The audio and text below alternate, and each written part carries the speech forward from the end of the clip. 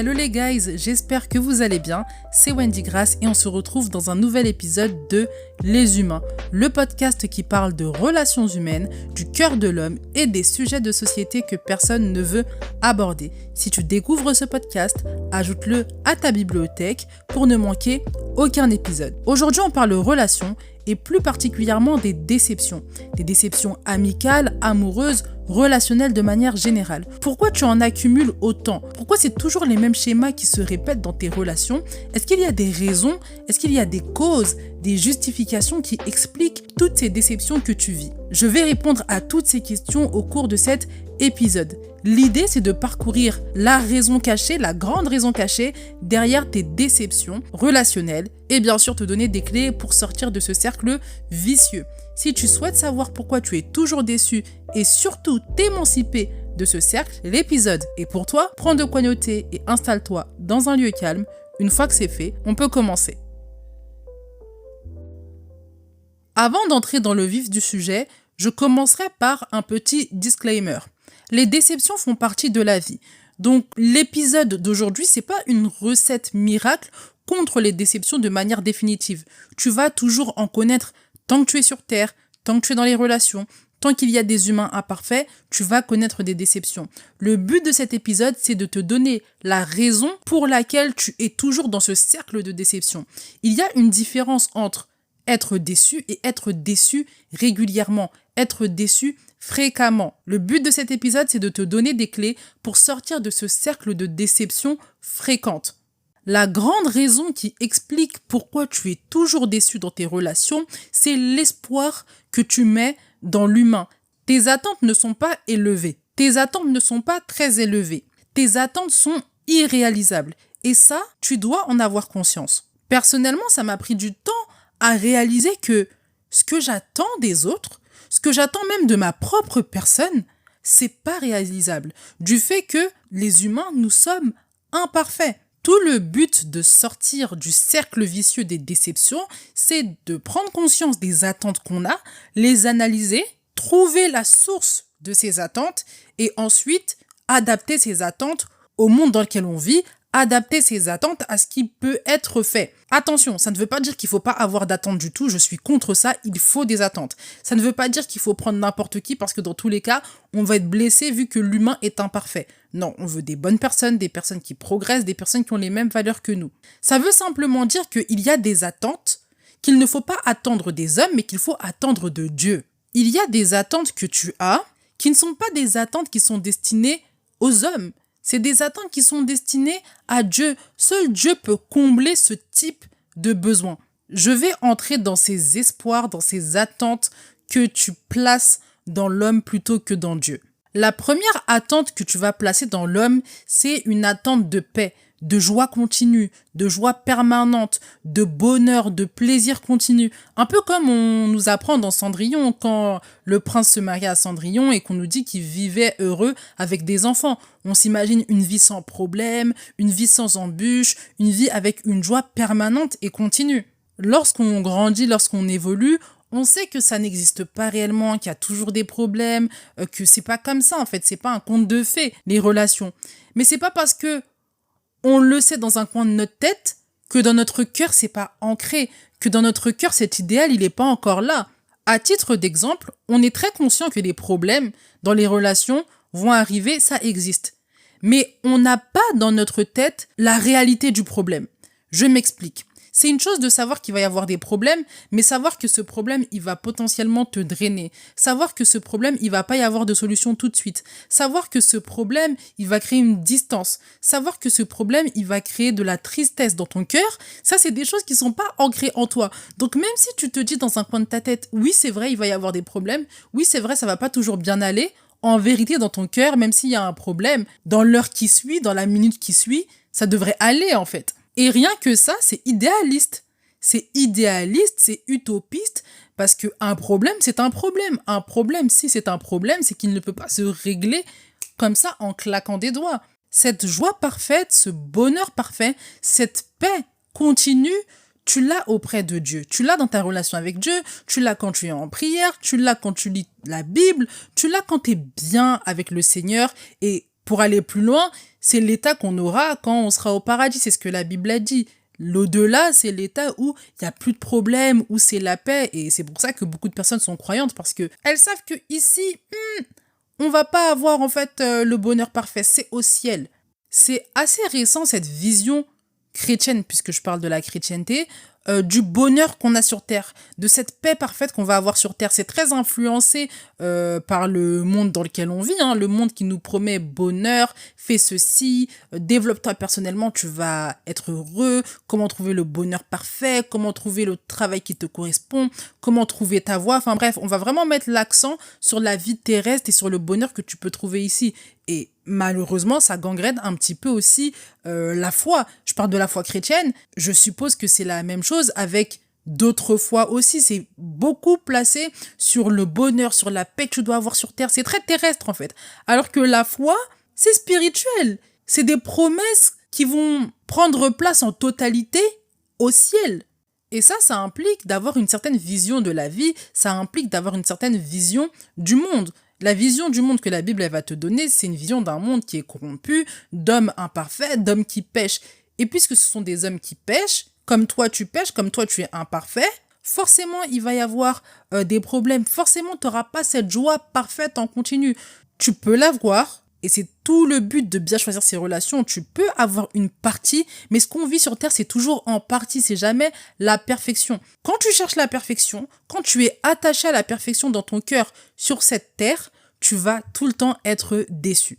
Une autre attente que tu vas beaucoup placer chez les humains, c'est ton désir d'être restauré. Je parle du désir d'être guéri. Tu veux trouver la guérison dans une relation. Et ça, il y en a beaucoup qui, au fond d'eux, cherchent une relation pour être guéris.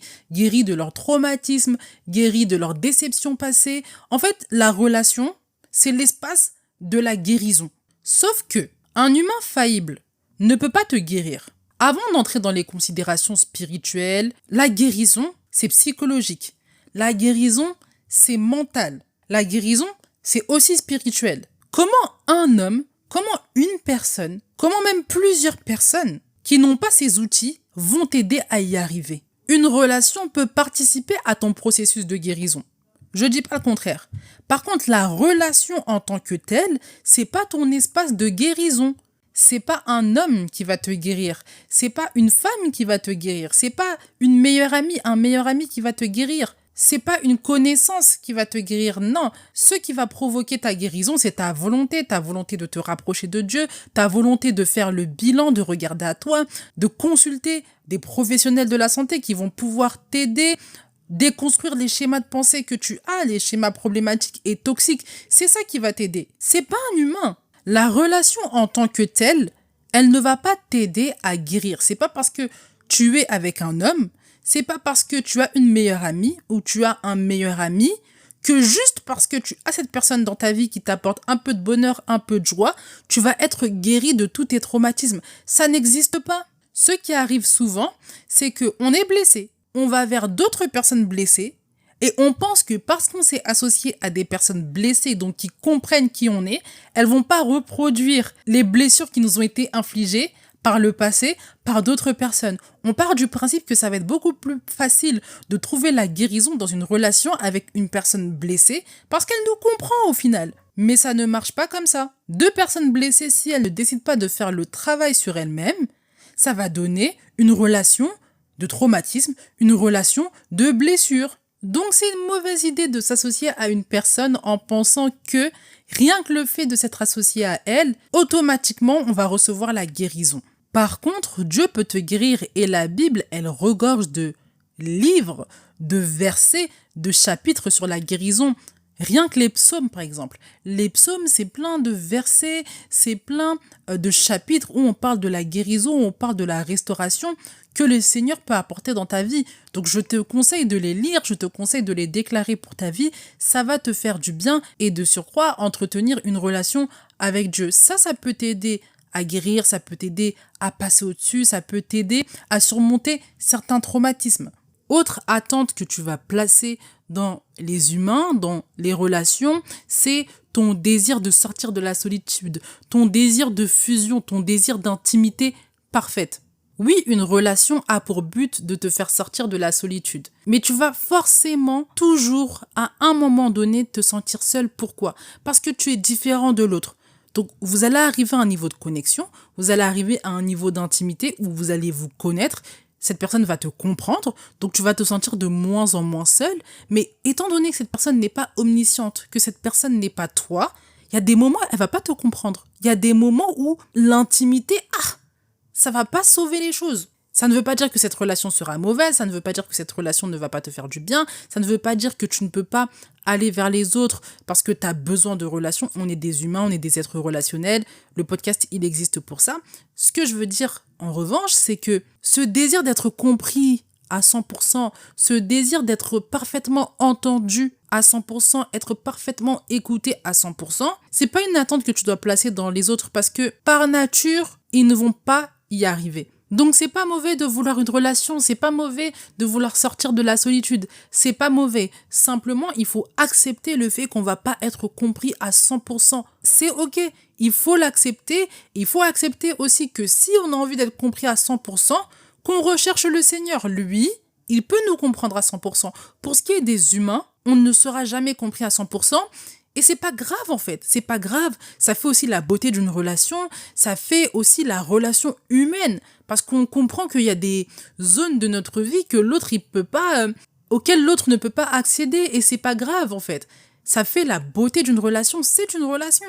Une fois que tu comprends que l'autre ne peut pas te comprendre à 100%, bah, t'apprécies mieux la relation, tu fais ton maximum pour comprendre l'autre. Cette personne fait son maximum pour te comprendre.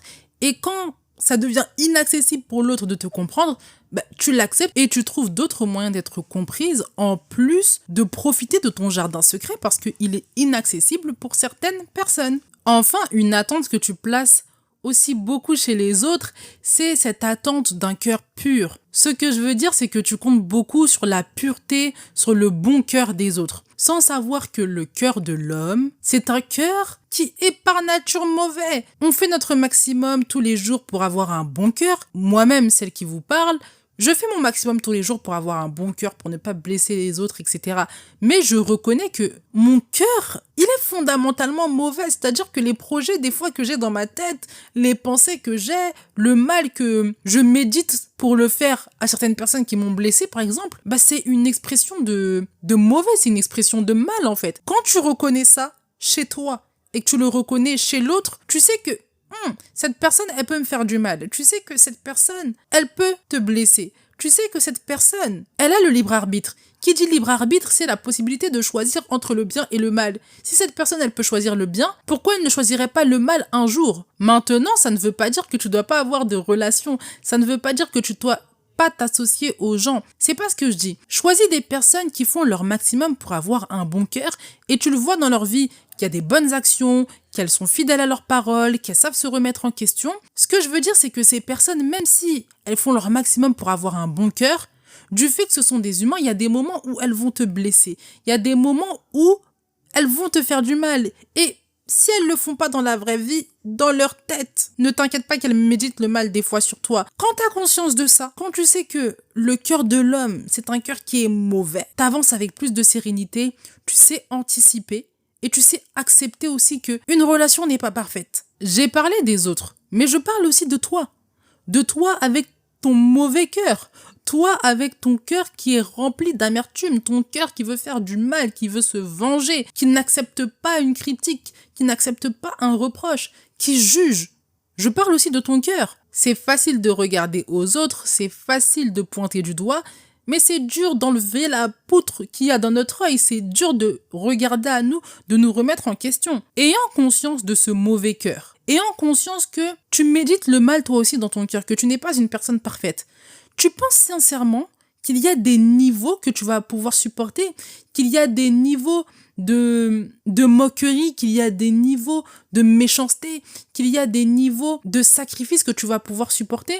Ce que je veux dire par là, c'est que on se surestime beaucoup. Il y a beaucoup de personnes, vous vous surestimez. Vous pensez que vous allez pouvoir réussir à rester dans la relation avec cet ami. Vous allez pouvoir réussir à rester dans la relation avec l'homme que vous avez actuellement. Vous allez pouvoir réussir à rester dans la relation avec cette femme, ce couple-là. Vous n'êtes pas mariés, hein. Ce couple, vous pensez que vous allez réussir parce que vous pouvez supporter la relation, c'est comme ça, il faut souffrir patati patata. Mais il y a des niveaux où tu vas pas supporter en fait. Il y a des niveaux où tu ne peux pas supporter. Il y a des niveaux de sacrifice, c'est pas à toi de les faire. Hein. Il y a des niveaux de sacrifice, ils ne doivent pas être faits. On fait des sacrifices, on se donne pour des gens qui ont les bases, pour des gens qui ont des qualités, pour des gens qui portent du fruit. C'est pour eux qu'on fait des sacrifices en tant qu'humains, dans nos relations proches. C'est pour eux. D'où l'importance de bien choisir, d'où l'importance de ne pas se surestimer. Le fait que tu te surestimes, ça a causé beaucoup de déceptions. Parce qu'il y a des relations que tu pensais pouvoir tenir. Il y a des relations que tu pensais pouvoir supporter. Il y a des relations, dès le début, tu as pris sur toi un niveau, tu pensais que tu pouvais tenir sur la durée. Et puis au final, tu t'es rendu compte que, mais en fait, je peux pas. En fait, je peux pas tenir dans cette relation.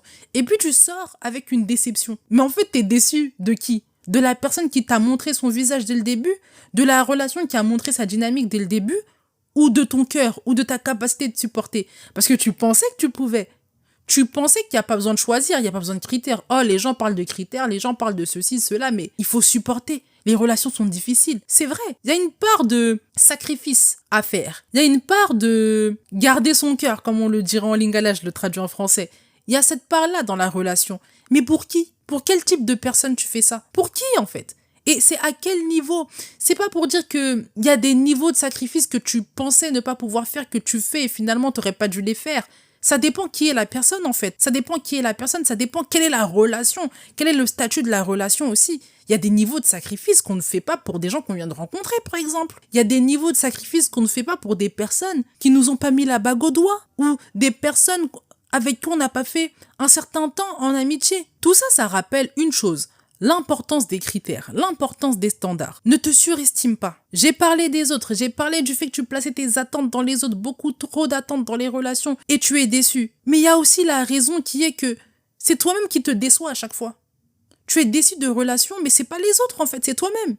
C'est toi-même parce que ta manière de croire que tu peux supporter, tes pensées qui te font croire que tu es un surhomme, que tu es une surfemme, que toi tu es Wonder Woman et que tu vas pouvoir supporter des choses, bah ça crée des déceptions dans ta vie, ça crée des déceptions relationnelles. Sois humble, ne rejette pas les critères, ne rejette pas les standards, que ce soit les standards que tu te fixes par rapport à ta personnalité, que tu connais, tu sais ce que tu peux supporter, tu ne peux pas supporter, ces standards-là, les standards de la Bible, si tu es croyant, si tu es chrétien, la Bible, elle est là pour te guider. Ne néglige pas ces standards parce que tu penses que tu vas pouvoir supporter, tu penses que tu vas pouvoir fermer les yeux sur certains critères. Nine, s'ils sont dans la parole, s'ils sont dans la Bible, c'est pour te guider, c'est pour te montrer un chemin. Donc que ce soit les critères que tu fixes, que ce soit les critères de la Bible et des critères et des standards. Tu ne peux pas entrer dans une relation n'importe comment. Tu ne peux pas voir quelqu'un, voir un sourire et ça y est, on devient amis. C'est pas possible. Est-ce que déjà tu as des critères ? Est-ce que tu as des standards ? Est-ce que tu sais ce que tu peux accepter, ce que tu ne peux pas accepter ? Est-ce que tu sais quand il faut dire stop ?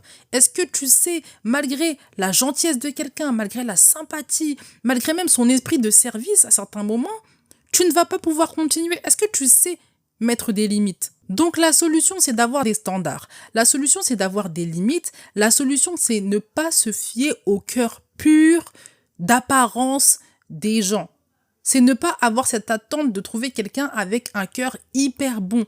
Une personne qui a un bon cœur, qui fait son maximum pour s'améliorer, c'est ce qu'on veut. Mais une personne qui va être tout le temps bonne, tout le temps de bonnes intentions, des intentions pures, ça n'existe pas. D'où l'importance d'avoir des critères, d'où l'importance d'avoir des limites, d'où l'importance aussi de se défendre à certains moments. Si tu comprends que les attentes que tu places dans les autres et que tu places dans toi-même, c'est ce qui cause la majorité de tes déceptions, tu vas beaucoup avancer dans ta vie et tu vas finir par sortir des déceptions.